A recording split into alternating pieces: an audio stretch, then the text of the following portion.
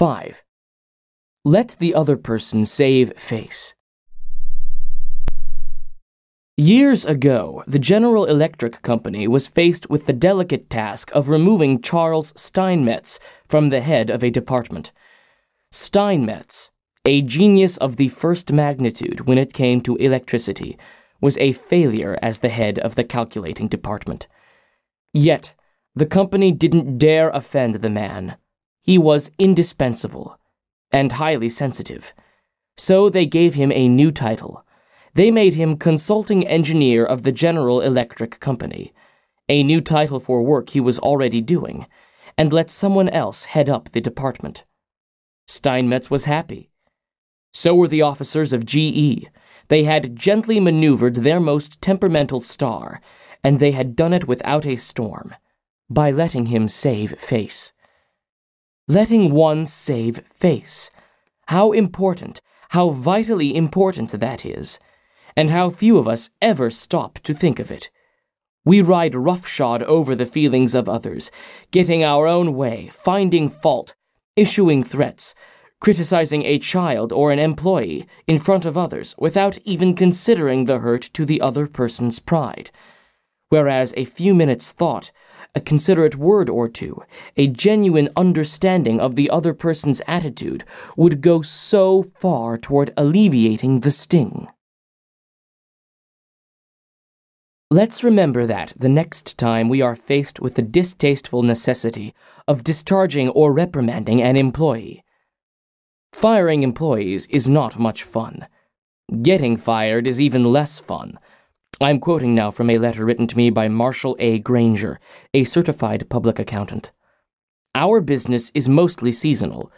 Therefore, we have to let a lot of people go after the income tax rush is over.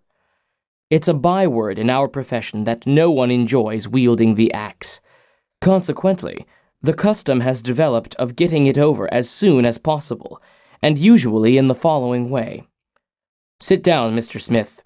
The season's over, and we don't seem to see any more assignments for you. Of course, you understood you were only employed for the busy season anyhow, etc., etc. The effect on these people is one of disappointment and a feeling of being let down. Most of them are in the accounting field for life, and they retain no particular love for the firm that drops them so casually. I recently decided to let our seasonal personnel go with a little more tact and consideration. So I call each one in only after carefully thinking over his or her work during the winter.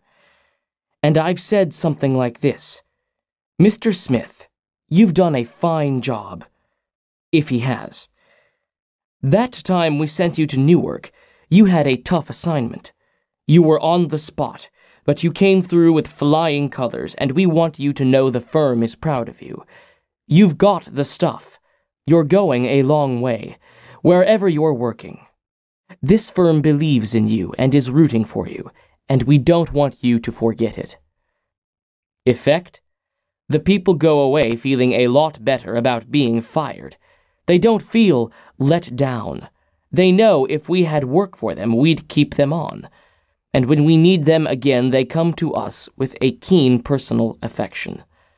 At one session of our course, 2 class members discussed the negative effects of fault-finding versus the positive effects of letting the other person save face.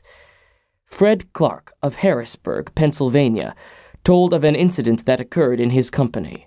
At one of our production meetings, a vice president was asking very pointed questions of one of our production supervisors regarding a production process. His tone of voice was aggressive and aimed at pointing out faulty performance on the part of the supervisor. Not wanting to be embarrassed in front of his peers, the supervisor was evasive in his responses. This caused the vice president to lose his temper, berate the supervisor, and accuse him of lying. Any working relationship that might have existed prior to this encounter was destroyed in a few brief moments. This supervisor, who was basically a good worker, was useless to our company from that time on.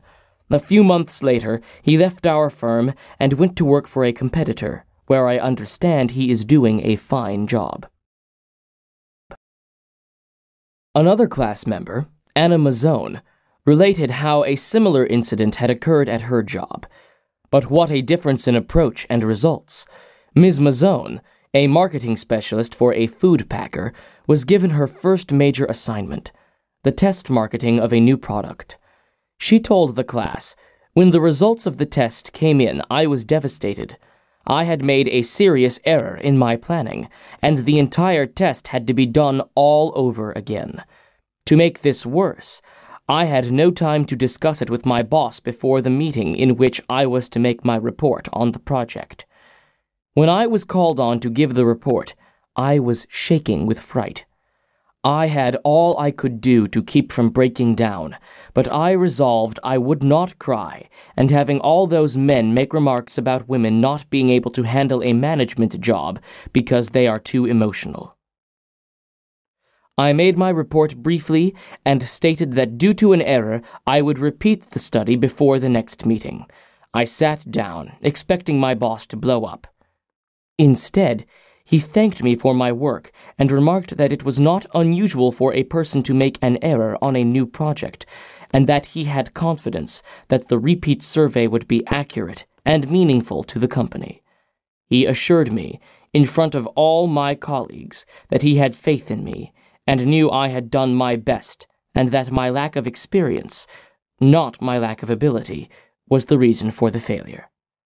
I left that meeting with my head up in the air and with the determination that I would never let that boss of mine down again. Even if we are right, and the other person is definitely wrong, we only destroy ego by causing someone to lose face. The legendary French aviation pioneer and author Antoine de Saint-Exupéry wrote, "I have no right to say or do anything that diminishes a man in his own eyes. What matters is not what I think of him, but what he thinks of himself. Hurting a man in his dignity is a crime. A real leader will always follow. Principle 5. Let the other person save face."